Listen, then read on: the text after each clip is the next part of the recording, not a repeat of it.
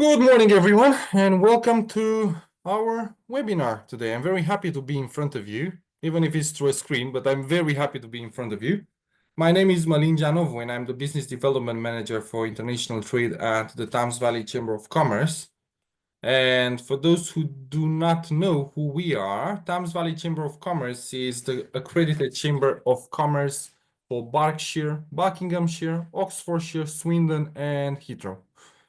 And we offer a wide portfolio of services to members and customers. And before we start, I would like to inform you that this webinar is recorded, and recording of the session will be made available on our website, thamesvalleychamber.co.uk. If you have any questions, please raise them through the Q&A facility, and we will endeavor to cover some of during the session. Otherwise, we'll come back at a later date with an answer. The topic for today is Romania. So after the successful launch of Romania Desk a few years ago, together with our partners from Romanian Embassy, Thames Valley Chamber of Commerce is delighted to welcome you for today's event, Business Focus on Romania. The main purpose of this webinar is to present an economic overview on Romania market and to uncover the business opportunities for the United Kingdom companies. A few facts are really impressive about Romania. Romania has the fastest speed of internet connectivity in the European Union, an average of over 500 megabytes per second. It's close to 600, to be honest. Romania is the European Union Romania is the first in European Union based on the number of certified IT specialists, which you will never guess. And for some reason, many of the people from other countries that are opening a business in Romania decide to move there forever. Maybe our guest can explain us why this is happening. It might be the food, or who knows why people are starting to live there. Also, Romania has the lowest rental price of prime office properties in the European Union and is the second in the European Union for the labor cost. So we have a lot to cover in this morning. So without further additions, I'll pass you over to Bogdan Mihailescu, who is the head of commercial and economic section at the Embassy of Romania to the United Kingdom. So Bogdan, the floor is all yours. Thank you very much, Malin. I'm always impressed and excited with your enthusiasm and the way you present the events, particularly those related to Romania. And we are so lucky to have you sitting on the Romanian desk, which brings a lot of value for this project. Hopefully, I am active because I can see just Malin for the moment. Can you see me? Yes, we can see you. If Yeah. you would like to Okay. share your screen, you should be able to do Yes. so. Yes, I will do that right now. Okay. Is the presentation on? Yes, we can see it, and it's Okay, looking great. great. So thank you all for joining us today. Uh, I am also happy to have our good supporter and partner, Mr. Andrew Buglass, who is the Honorary Consul of Romania. And apart from that, he's an international expert on energy, sitting in some boards and advising clients worldwide. But he will have an intervention after my presentation. So you will spend about half an hour with me because someone has to fill the full hour we allocated for the event. And I don't know, okay. So I'll cover these topics today. First of all, a few words about Romania from the economic and business perspective. Why we believe Romania is attractive for business, and I will emphasize the particular interest for the British companies. Few words about the bilateral trade, where we are today in terms of figures, and then I will talk about few sectors in Romania which I believe there are good opportunities for weekend companies for both trade, business, or investments. And then we'll have a Q&A session. Just a few words about Romania because I'm surprised sometimes people don't have a right understanding about our country. It's the country which is situated at the most east of the EU, very close to Ukraine, actually sharing a significant border with Ukraine. Um, is the second largest country in southeastern Europe after Poland. We are not NATO members and EU members, and there's some very important political statuses we reached in the last 10 to 15 years. I will not tell you about all the figures because you can see them on the screen. What is important, and I always want to emphasize, is that Romania, its position because it's eastern part of EU. It's a good geographical position for accessing various markets, big markets like EU on one side, Ukraine and CIS, which used to be a significant commercial partner for Romania in the past, but also Middle East and Turkey. So I'll have a map later on with Romania just to have a better understanding from the trade perspective and logistics perspective where is positioned. In terms of economic indicators, GDP growth was very sustained in the last year. So Romania showed a very resilient economy in the last years, which are very shaky, considering the pandemic, also Brexit, which impacted directly our bilateral relationships. The war, which also had a significant impact on trade. And considering all these turmoils, Romania proved to be very resilient with its economy, and sometimes we even showed record GDP growth, way bigger than the average EU countries showed. Just to mention, last year we had a 2.4% GDP growth, which was a significant result considering the general economic situation among at least Europe. And we also attracted 6.7 billion euros in 2023, which is less than the year before.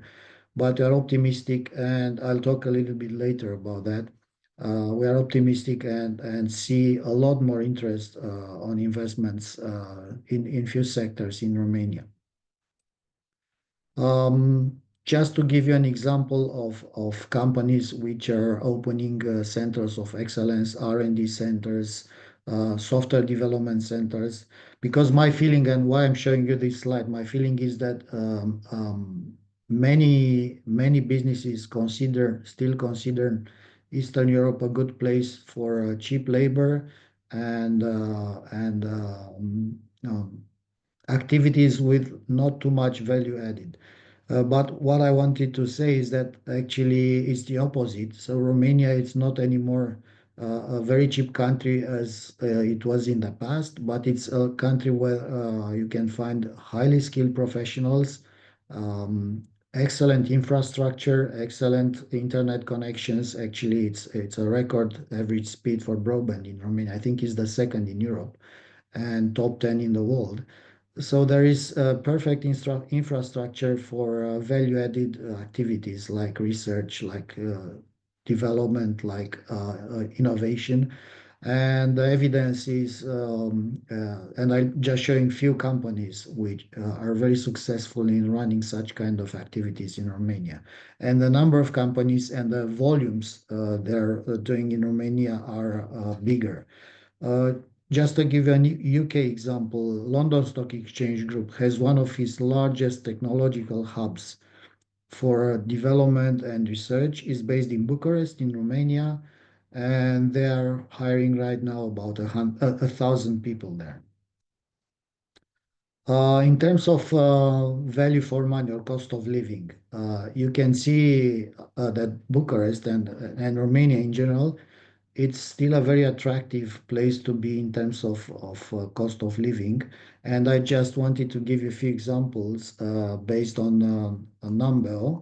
They're very recent numbers, actually from today. You can see that Bucharest, compared to some other countries where a lot of British investment goes, like Poland or Netherlands, sorry, we are still very competitive in terms of cost. The figure speaks by themselves, so I will not go through them.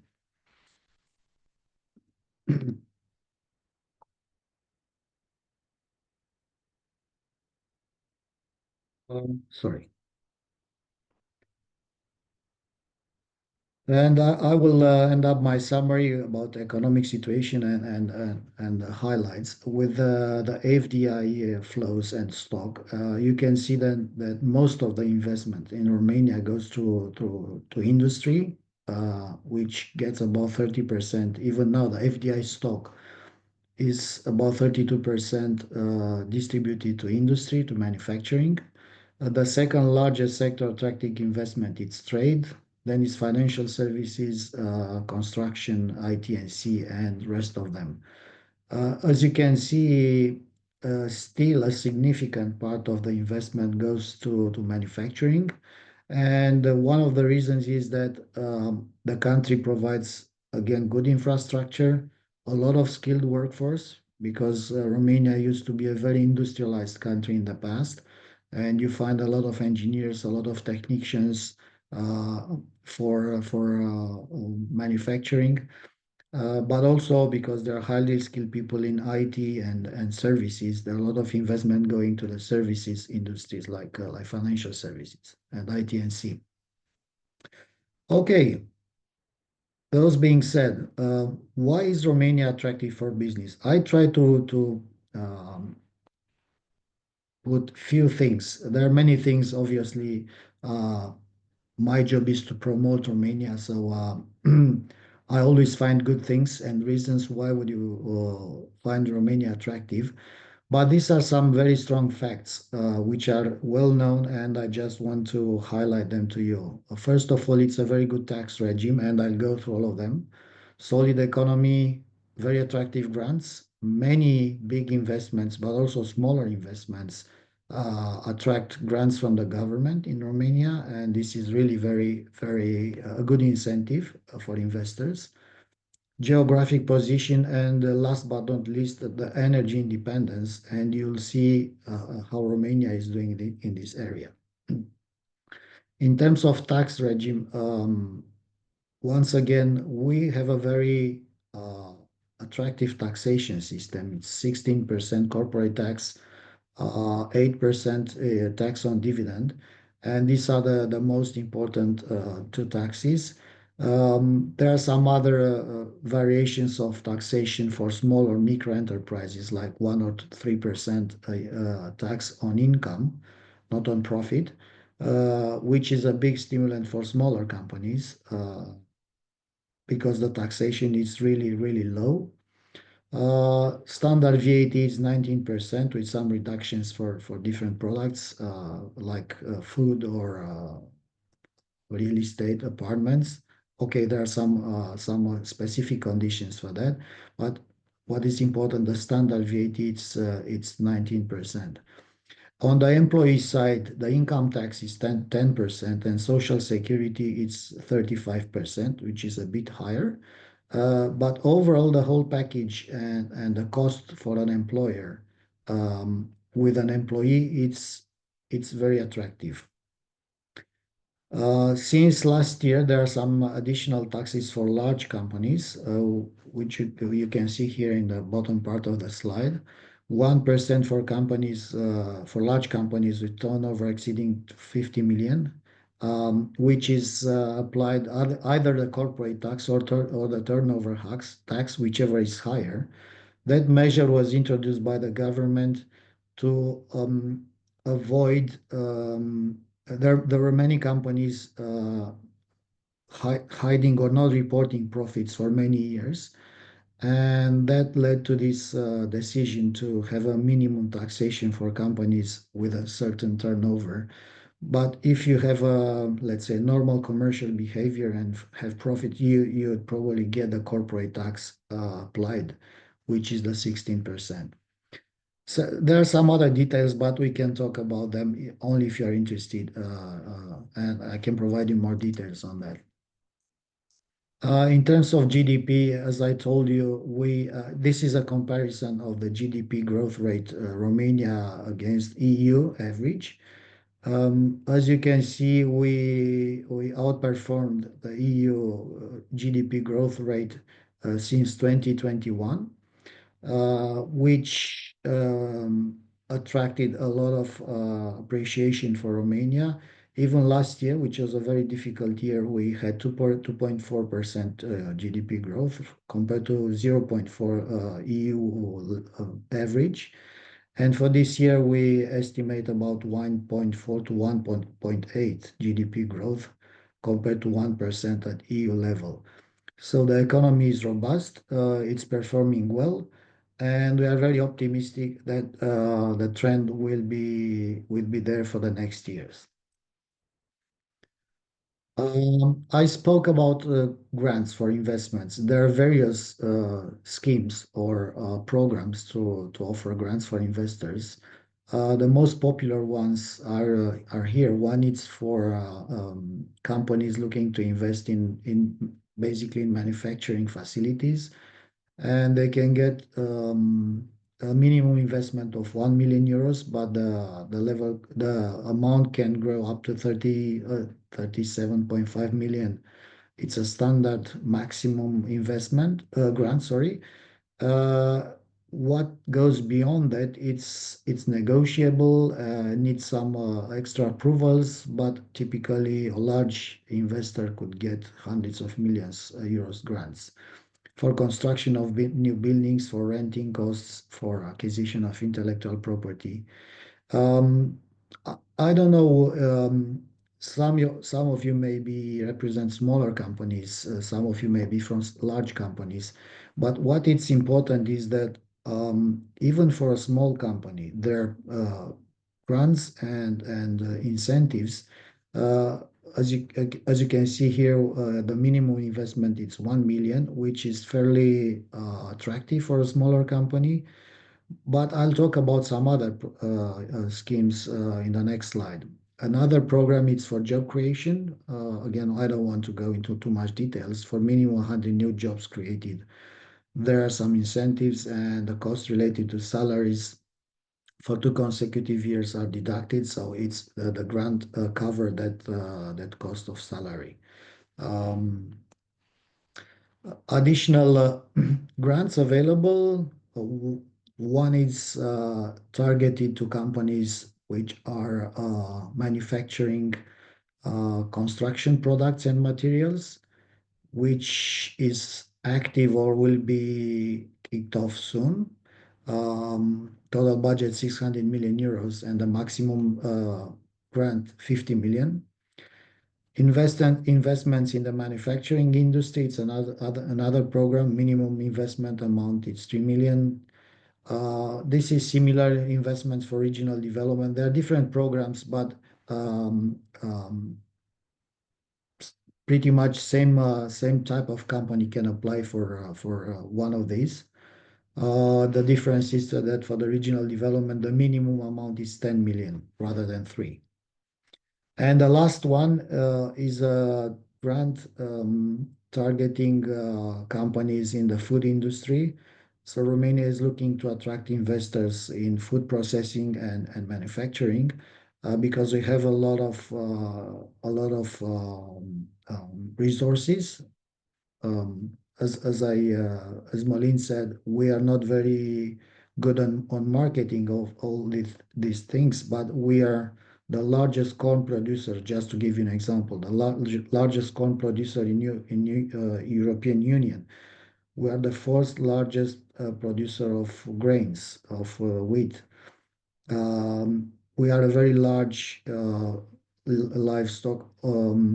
We have the second largest flock for sheep in EU after Spain. So in terms of agricultural resources, we are doing very well. And it makes a lot of sense to have investors processing these resources in Romania.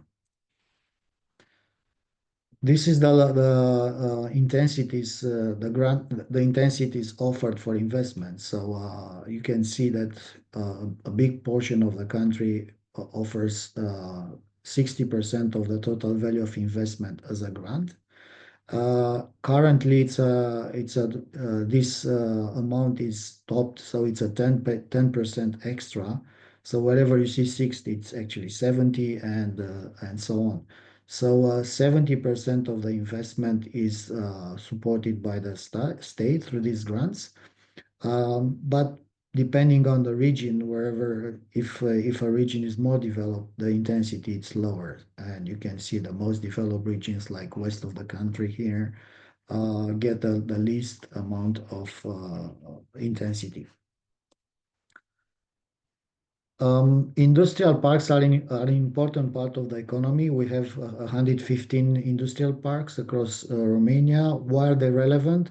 They come up with some extra incentives, like, for instance, local authorities providing exemption on land, building, and urban planning taxes, which are significant part of the investment, or you can get deals with the local authorities to have exemptions for local taxes for a few years.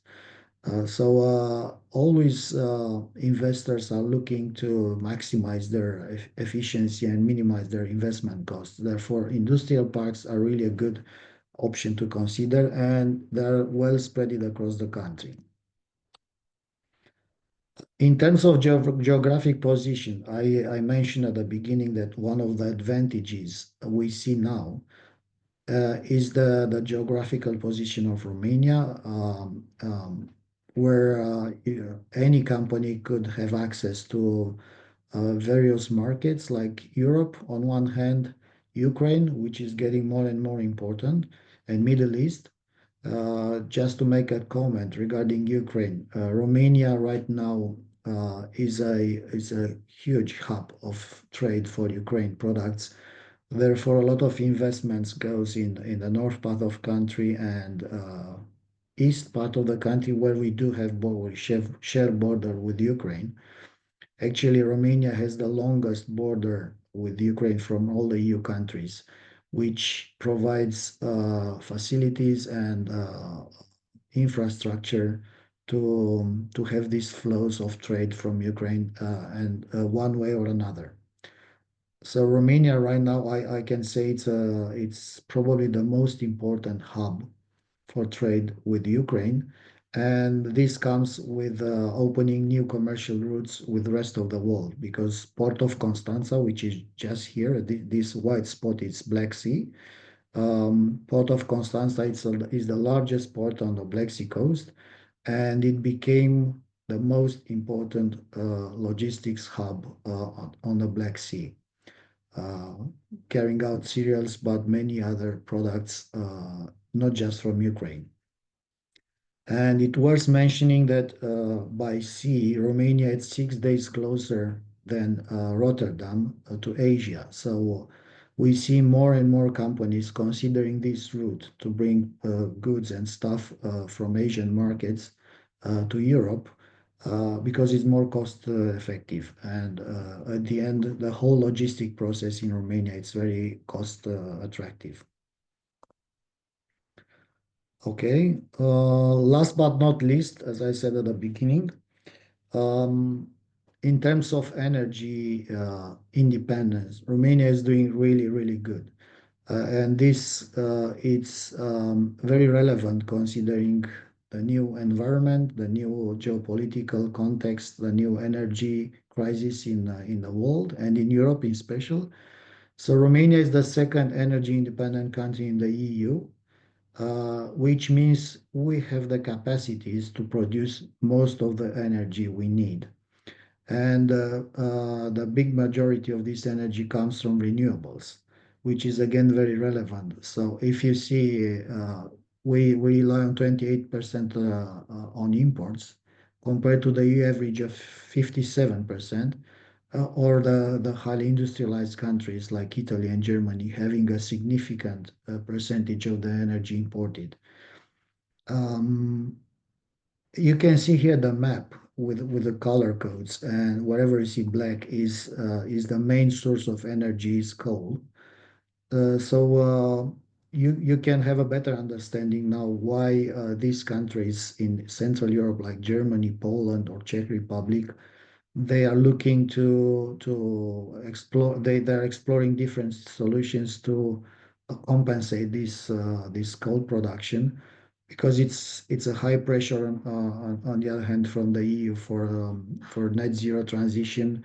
In this context, Romania is very, very well positioned, because you can see we have most of our energy coming from hydro, and they are doing a lot of investments right now, and Andrew can cover a little bit about that in terms of solar parks and wind farms.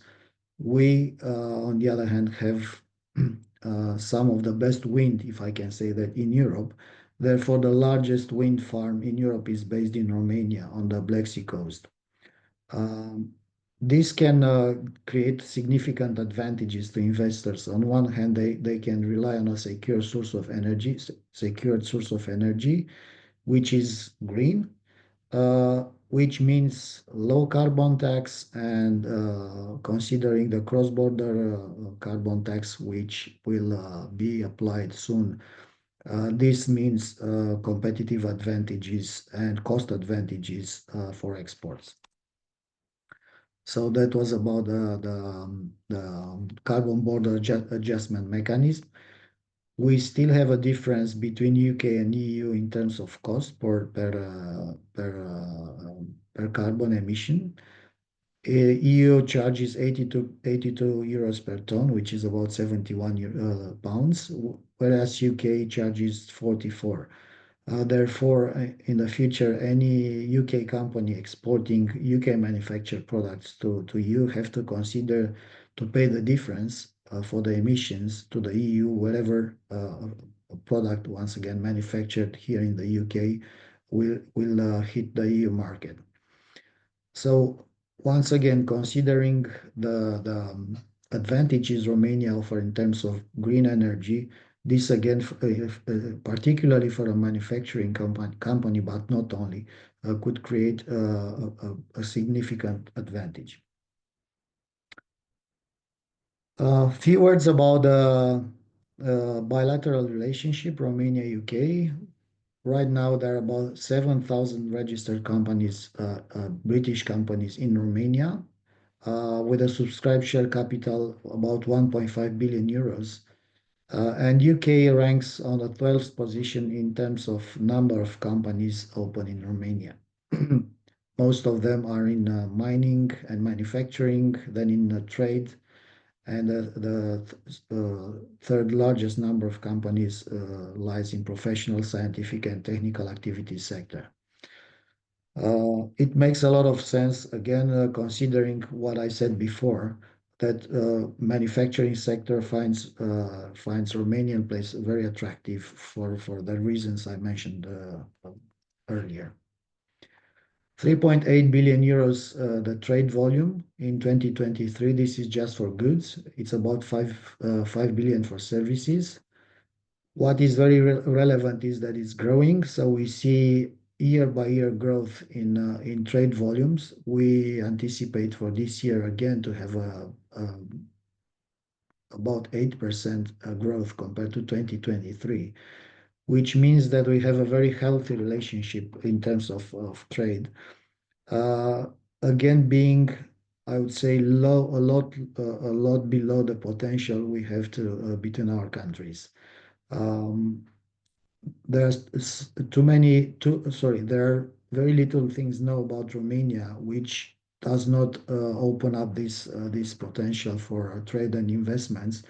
And that's the reason why we want to have as many events as possible, talking and explaining the economic realities in Romania, and not only economic, but also social, cultural, because Romania is really a welcoming country with a vibrant economy, as I showed the figures earlier, and welcoming investors and business. So we are open for business.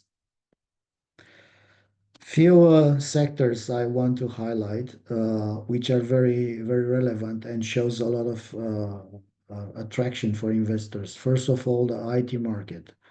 Romania, as Malin said at the beginning, has the largest number of IT programmers, really highly skilled. A lot of them having projects or contracts or connections with the UK market. We have some Romanian companies acting here as well. So it's a right place to be if you're a development company or looking for a research project in IT or whatever activity related to IT. Uh, all the big names are there with large development centers like Oracle, Microsoft, Amazon, like in the UK. I know some of these companies are also active here, right in Slough area. We rank on the third position in the digital nomad index, which it's really interesting because we see, it's a trend for self-employed people or consultants to be very mobile right now and not spend too much time in one country or experience different cultures and countries. And this digital nomad thing, which has been brought a few years ago, is getting bigger. And we do have a very attractive package for these nomad workers. Therefore, we see a big growing in people choosing Romania to perform the activities. We have one unicorn company, UiPath, which is the most famous and largest company in the world in terms of robotic automation. So software solutions which automate processes, business processes for a company. It has been listed on the US stock exchange. Uh, it's widely present in the UK as well. So yeah, we managed to produce one big company, and the second one, which is a famous antivirus and security solution, is also it's not listed yet, but its valuation is probably about 1 billion as well. What are the opportunities? As I mentioned, it's any company could find attractive to have an R&D facility or a development center because they can find really highly skilled programmers. Not the cheapest on the market, but definitely very efficient and very productive. That's the reason why a lot of companies choose Romania for this high quality skills people have, and not for cost. There are big budgets available, grants from the EU, for instance, about 2 billion euros to build different uh, infrastructure applications for the government, which means opportunities for software or hardware companies to partner with the Romanian companies and engage in such government projects, which are really big. And I encourage UK companies to look for these opportunities because it's a lot of knowledge here in the UK. It's a lot of the government infrastructure in terms of IT is very advanced, and I'm pretty sure they can bring a lot of value and they can create a difference by involving in such projects. Cybersecurity projects, again, very attractive market, particularly that will have the EU Competence Center, which is hosted in Bucharest. And that is a hub of resources and skills and competencies in cybersecurity. And again, it's very attractive for companies because there is the whole ecosystem concentrated in one place where you can find everything: programs, funding, expertise. Another interesting sector for UK companies, I think it's the logistics market. Uh, for many reasons. One, first of all, is the location, but going down to price, which is always very relevant, we have a very, very competitive market in terms of rental price, which is unbelievable low if you compare the rental price in Bucharest, or which is the most expensive part of Romania, with any place in or around London, or even in England. You will see huge differences in terms of price. For instance, Bucharest is 47 euros per square meter per year, and goes down up to 24 euros per square meter per year. So this is the price you'd pay, for instance, for a warehouse or a logistics center, or whatever facility in Romania. Another reason is that, as I mentioned before, Constanța is a good alternative for bringing goods from China and Asia, because it's 6 days closer by sea than Rotterdam. There are 5 free zones, and again, relevant, you can reach by road most of the EU countries in less than 24 hours, including Ukraine, including Turkey, uh, which I think positions Romania in a very good place for running regional logistics center or distribution centers. Um, Last but not least, Romanian automotive market is the largest industry in Romania, and we are a regional hub in this area. 31 billion euros market in 2022, and this industry contributes 29% of total exports. It's in the top position in the bilateral exchange with the UK as well. So what we sell most on the UK market is cars and car parts, and the other way around, what we import are also cars and car parts. So it's by far the largest contributor to GDP, as well as to the exports. We have two car manufacturers, Dacia, which is very present on the UK market as well, and Ford, but also many tier one and tier two suppliers. And you see a long list of names, all the big names produced in Romania. There are more than 630 OMs employing more than 200,000 people in Romania. And in terms of output, we manufactured last year more than 500,000 cars. You can see Dacia on the UK roads as well. And I just attended the reopening of the Dacia dealership in London, West London. It's impressive. It's a brand new place, and they told me the new Dacia EV, it's the best option on the market in terms of price. So it's very attractive, and it's very successful as well here. Investment opportunities, manufacturing of OM car parts for UK vehicle manufacturers. It's already a big trade in this area, but it's a lot of potential as well to explore new opportunities, new partners, or invest. And I'm working actually with few small companies here looking to start manufacturing in Romania for this reason, for costs, for workforce availability, um, for tax reasons. Production of aftermarket car parts also, it's an opportunity. EV charging stations networks, it's a big opportunity because we are way behind UK in terms of developing these EV charging station networks. Therefore, it's a big demand on the market, and it's a big gap. So any experienced company in this area could find opportunities there, and there are also grants available for that. Not to mention battery production facilities. Like any other European country, Romania is looking to attract investors in this area. Again, significant grants offered for investors. We do have a battery manufacturer in Romania, which is a very old and famous company. but the opportunity it's much bigger.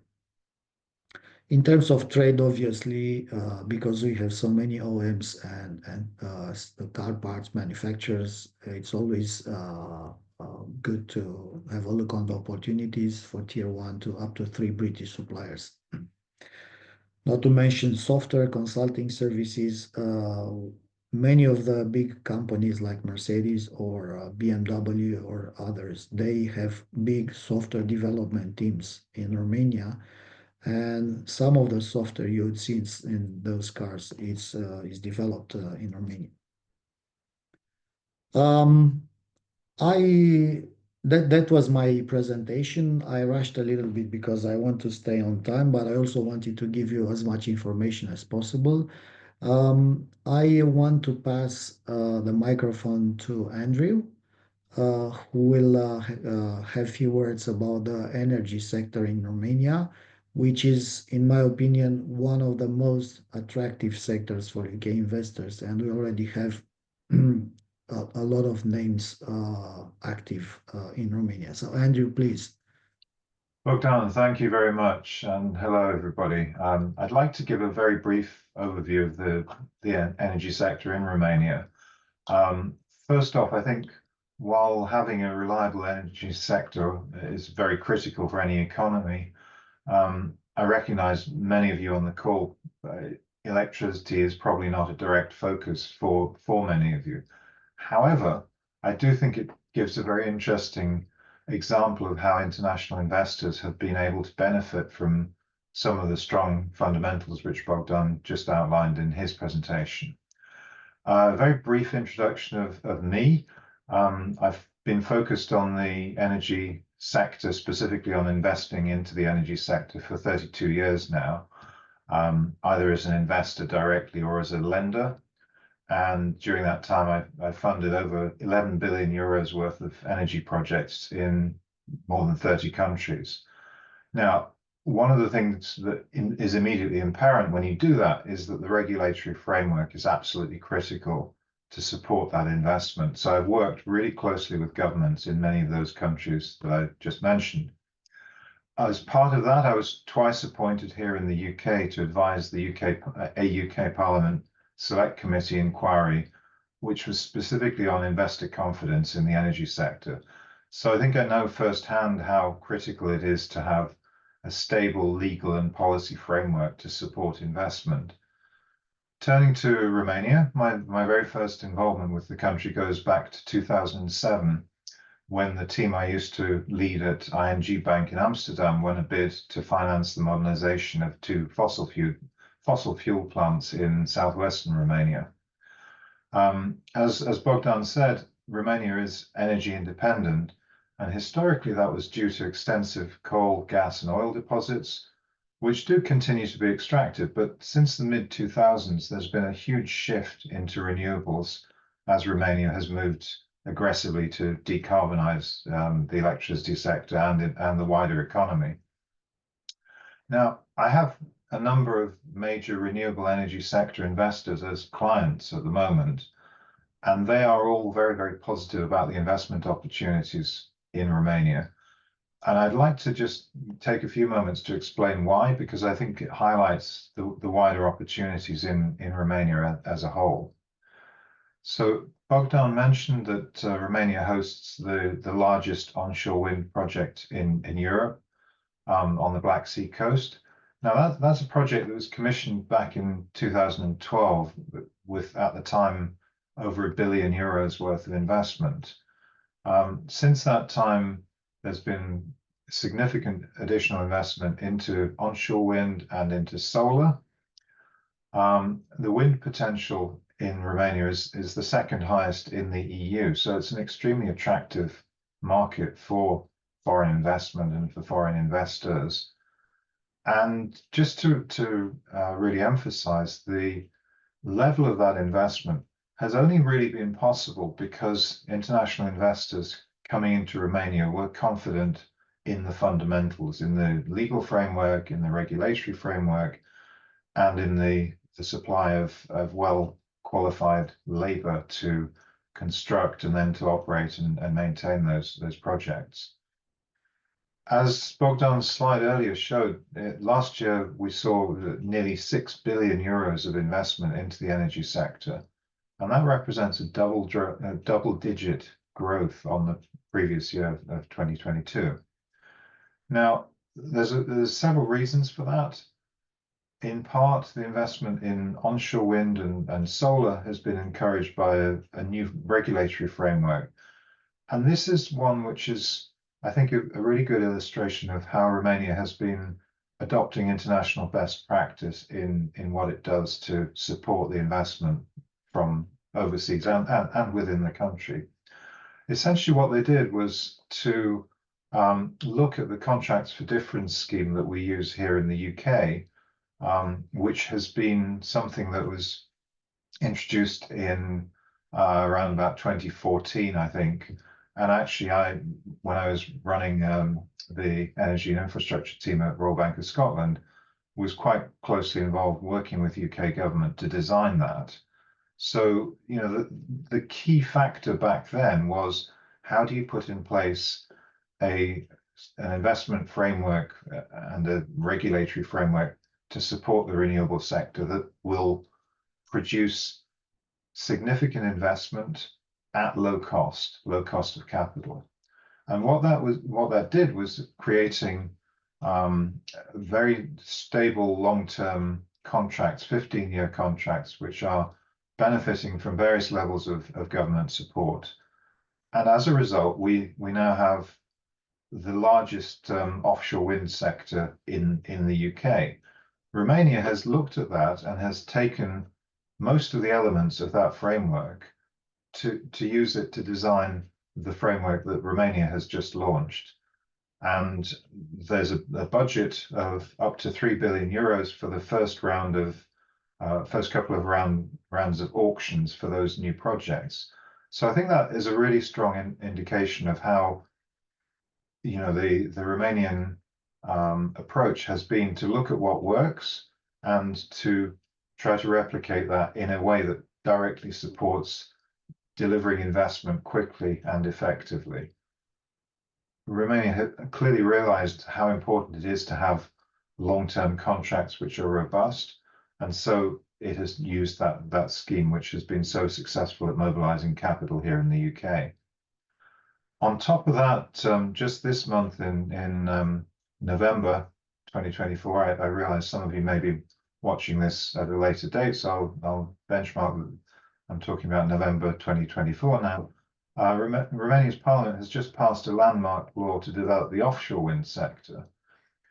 The European Union and the World Bank supported various projects to enable that, and really that's recognizing the very significant potential for investment in offshore wind in the Black Sea.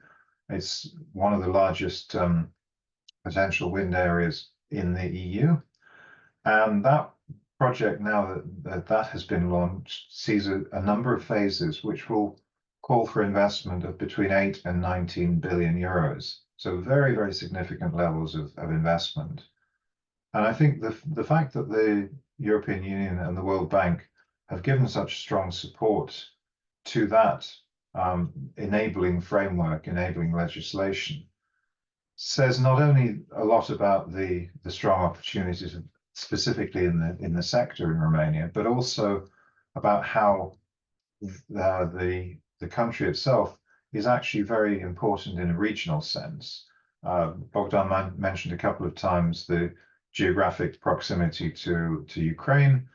Clearly, there's an enormous need there for rebuilding Ukraine, for rebuilding its energy sector. And given Romania's geographical location, it's very, very clear that it has a huge part to play in mobilizing some of that support. And I think that is part and parcel of why the renewable sector specifically has seen such strong growth, but is also very fundamentally that my clients, many of their competitors, see Romania as a very, very attractive market.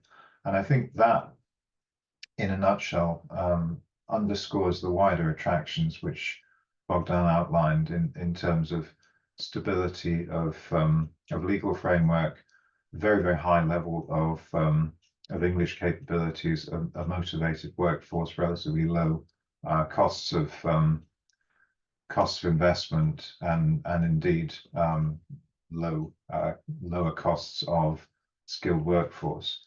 So I'll wrap it up there, but because I think I wanted only to take a few minutes to outline, again, realizing that energy may not be a direct focus for many of the people who are listening to this, but I do think that that approach which I outlined of taking best practice, using it in a very investor-friendly, supportive way, really highlights the positive aspects of what Romania has to offer as an investment destination. With that, I will pause and hand back to Bogdan. Thank you.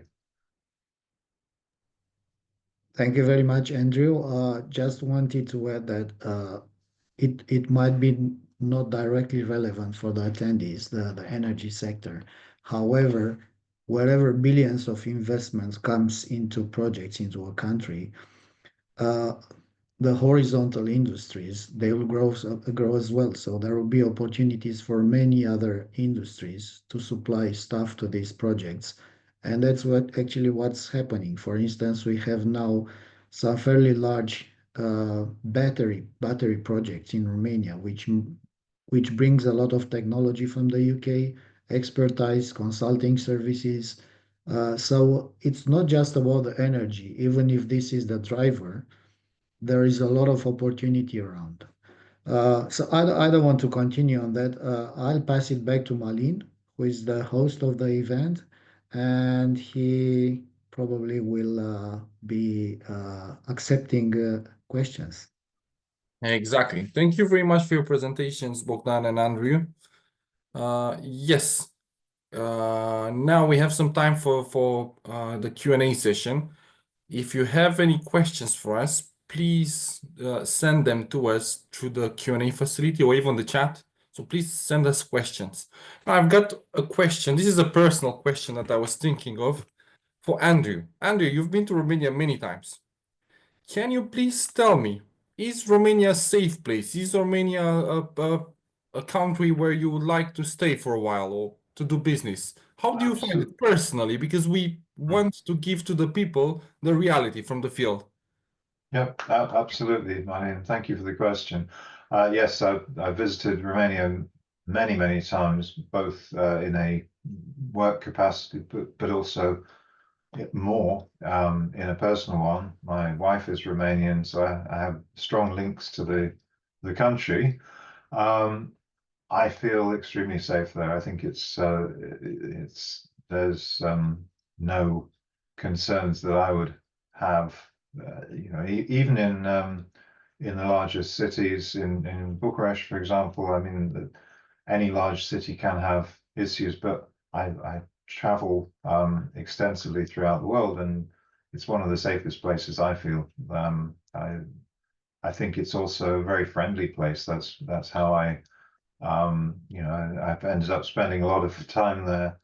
And not only is the level of English extremely strong, it's a very welcoming country historically, and I would have no hesitation in saying that from a security point of view, it's a very very stable, strong environment. Can I ask as well, how easy was for you to communicate in English in Romania? I would say it's very, very straightforward in most places. I mean, if you go into the countryside and are talking to older people, then you may have occasionally some difficulties, but I'm talking very remote areas and rather older people above the age of sort of 70, I would say 70, 75. In my experience, I have many friends who are Romanian. When the country first opened up, I think a lot of multinationals saw huge opportunities to secure very, very highly educated people with excellent English skills. And indeed, many of my friends work overseas, but are Romanian, and they're in leading positions with big international consultancies, law firms, manufacturing companies.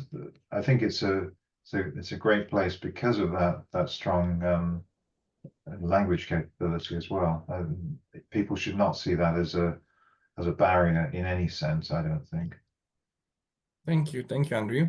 Bogdan, can you, because in your job, in current job and the previous jobs, you had to do a lot with companies investing in Romania.